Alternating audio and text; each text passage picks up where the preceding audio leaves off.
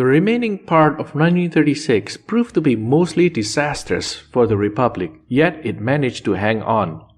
At the end of October, enthused by the arrival of the new T-26s, Republican High Command ordered an offensive on Toledo to stop the rebel advance on Madrid.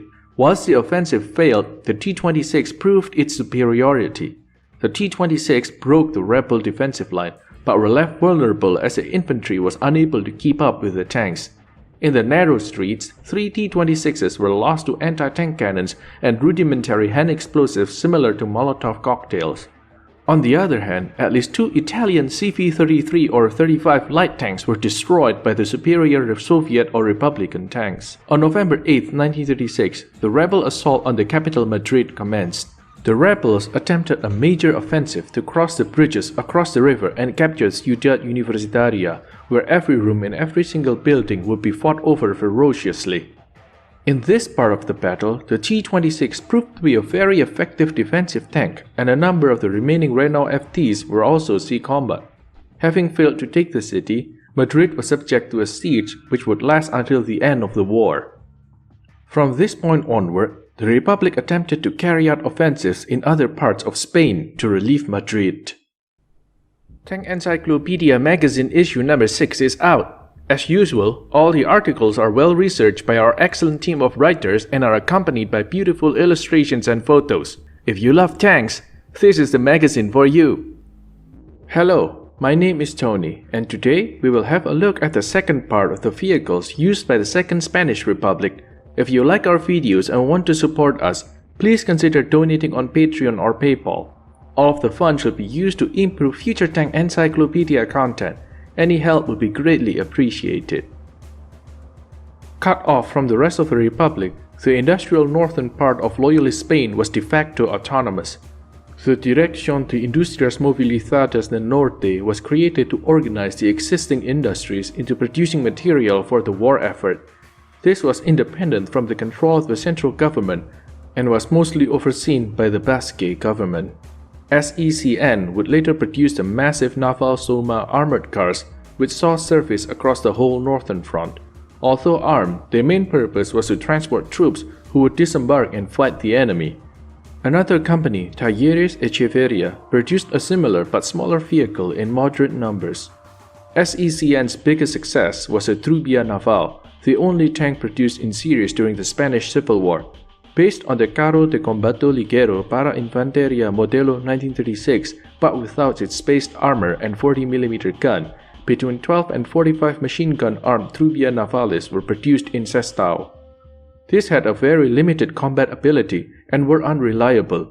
SECN also built an improvised version of the Landesa tractor in very limited numbers. In December 1936, the previously independently organized factories were put under control of the Comisaría de Armamento y Municiones to oversee production of armament and munitions, including armored vehicles.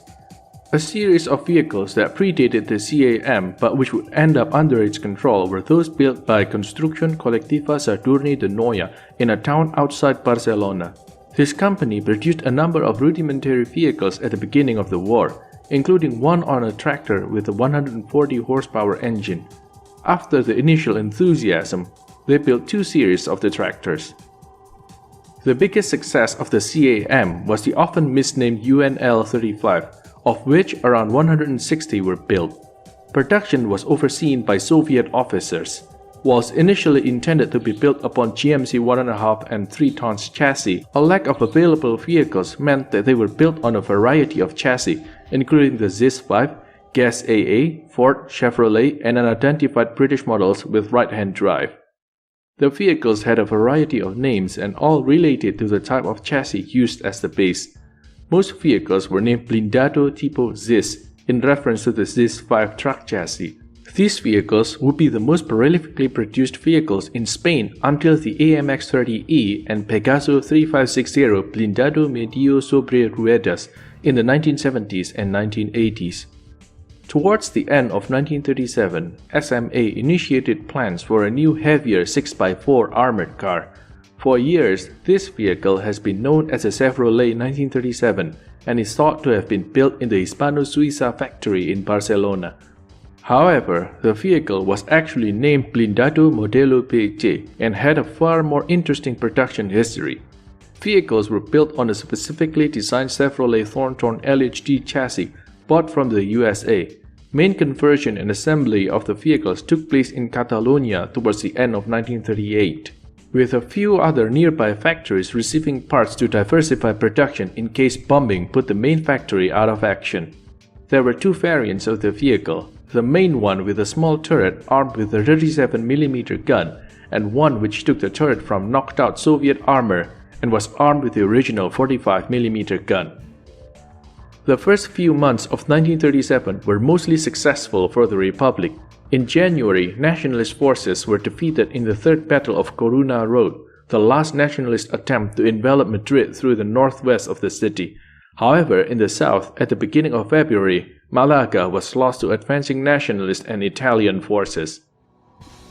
At the same time, beginning on February 6, 1937, a nationalist offensive to encircle Madrid in the east and cut it off from Valencia was met with strong resistance in what became known as the Battle of Jarama. On February 13th, the timely intervention of the T-26s turned the tide of the battle. On March 8, 1937, Italian and nationalist forces initiated an offensive on Guadalajara to again cut off Madrid in the east, this time attacking from the north. Poor weather conditions allowed Republican divisions to retreat from the attack by Italian forces whose tanks got stuck in the mud, and whose air force was prevented from flying. On March 12, Republican forces, spearheaded by the T-26s, counterattacked. This was one of the Republic's finest victories in the war, severely damaging the Italians' reputation.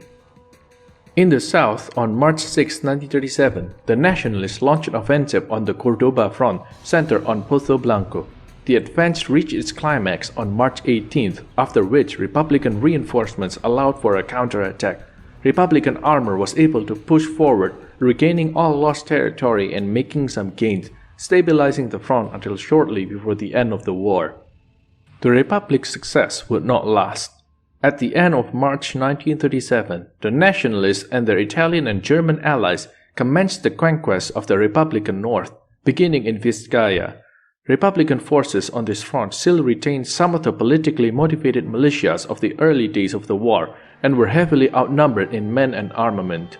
To make matters worse, tensions within the Republic intensified over the winter of 1936-37, and in April 1937, there would be altercations between government forces and anarchist militias for the control of road checkpoints and custom houses in Catalonia.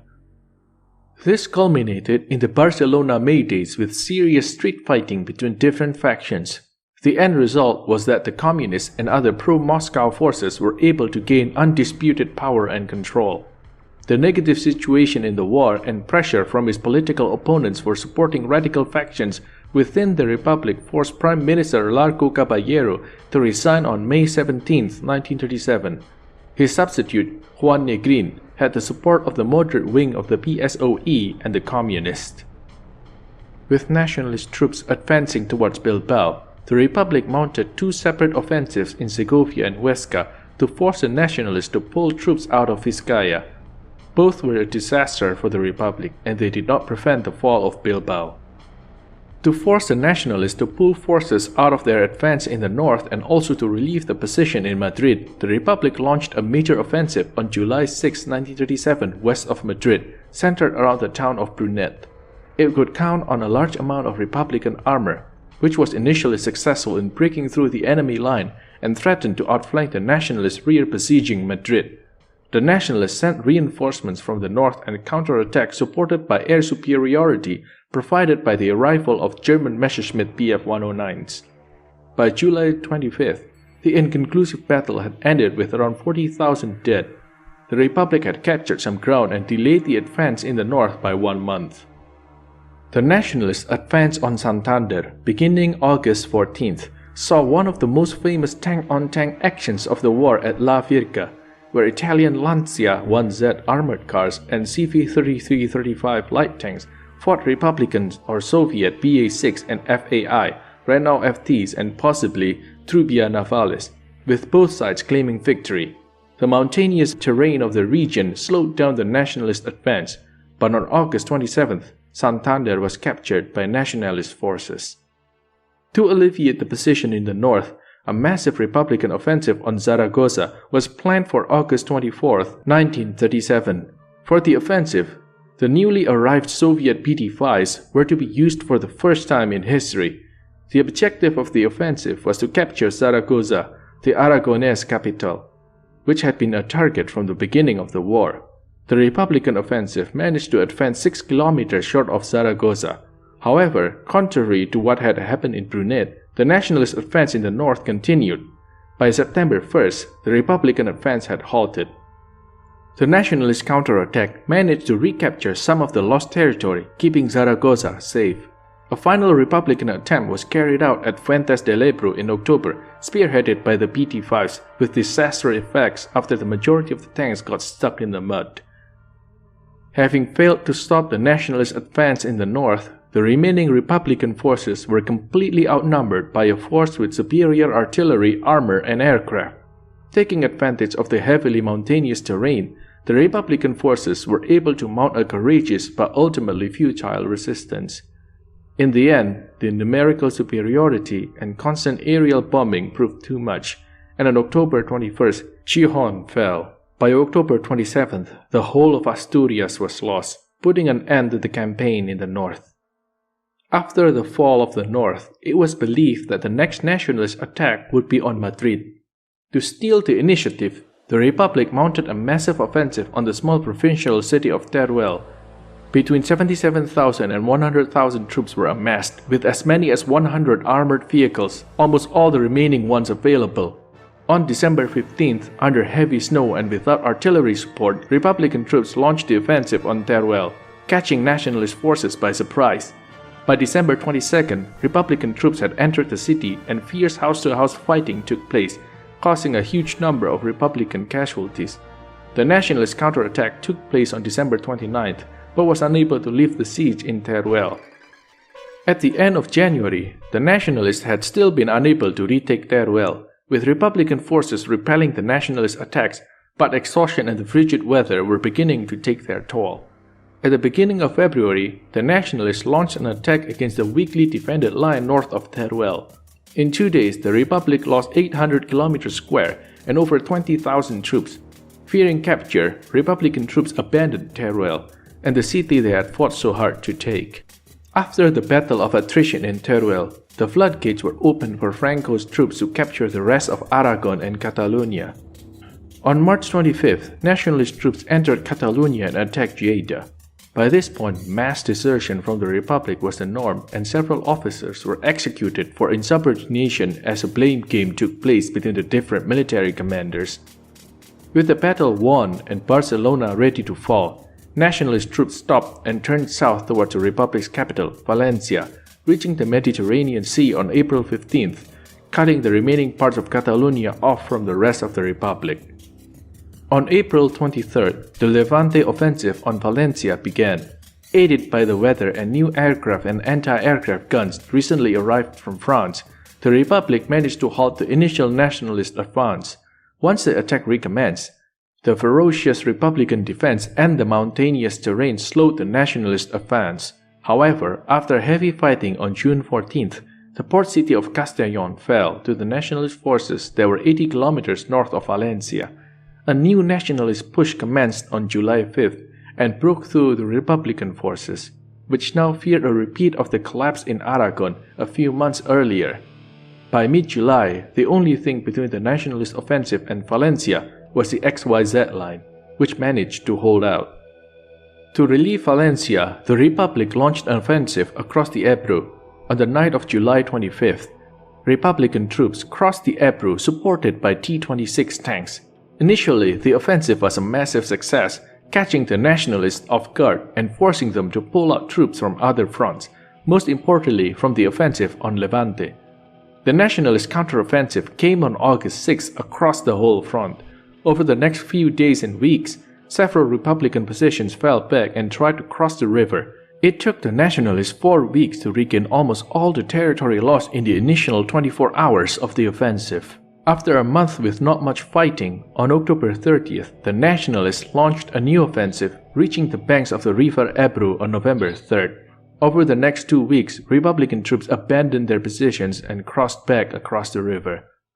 In spite of the fact that the Republic still had around 300,000 troops in Catalonia following the Ebro offensive, these were mostly poor-armed young conscripts and morale was low. Furthermore, there was very little to offer in terms of armor or air support. Knowing this, Franco's forces launched an offensive across the river Segre into Catalonia at the end of December in 1938. Whilst there were some instances of valiant defense, the front did not hold on for long. Barcelona fell at the end of January without much fighting, followed shortly by the rest of Catalonia, while tens of thousands of refugees and military personnel fled to France. Earlier, whilst nationalist troops were penetrating into Catalonia, the Republic launched an offensive on the lightly defended Badajoz and Cordoba front. On 5th of January 1939, the offensive, with around 90,000 troops and a small number of aircraft and armored vehicles, began. After 3 days, the Republic had captured 500 square kilometers, the most it had done in any offensive during the whole war. However, torrential rain, the delayed use of the available aircraft, poor command and the ill-judged tactical use of the available but superior tanks slowed down the offensive, which at times threatened to completely break the nationalist front and cut their territory in half. However, failures elsewhere sealed the fate of the offensives. For months, a group of moderate politicians had been opposing Negrin, believing the war was lost and that a negotiated surrender was the only solution to avoid further bloodshed. From the beginning of February 1939, Colonel Sigismundo Casato, the commanding officer of the Ejército del Centro of the Ejército Popular de la República, without the authorization or knowledge of Prime Minister Negrin, had been in contact with nationalist fifth columnists to reach terms for a surrender. Over the following weeks, Colonel Casato reached out to other officers and politicians in favor of surrender to conspire together in organizing a coup against Negrin. In early March, Colonel Casato launched his coup against Negrin in Madrid. Whilst the situation was under control by that same night, fighting would continue for a week.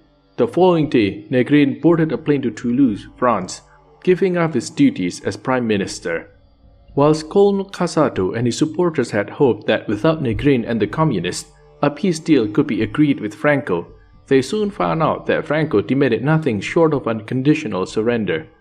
Following weeks without reaching an agreement, on March 26, the nationalists launched offensives across all fronts to completely break the Republic, which by this point was in no state to fight. Madrid surrendered on March 28 and Valencia on the 30th. On April 1st, the war was over. Thank you for watching. If you like this video, please leave a like and subscription. You can find more information relating to these vehicles in the full article which is linked in the description. If you like what we are doing and want to let us continue working on these videos, please consider donating on Patreon or PayPal. All of the funds will be allocated to improving our articles and videos for you. Until next time, keep us in your sights.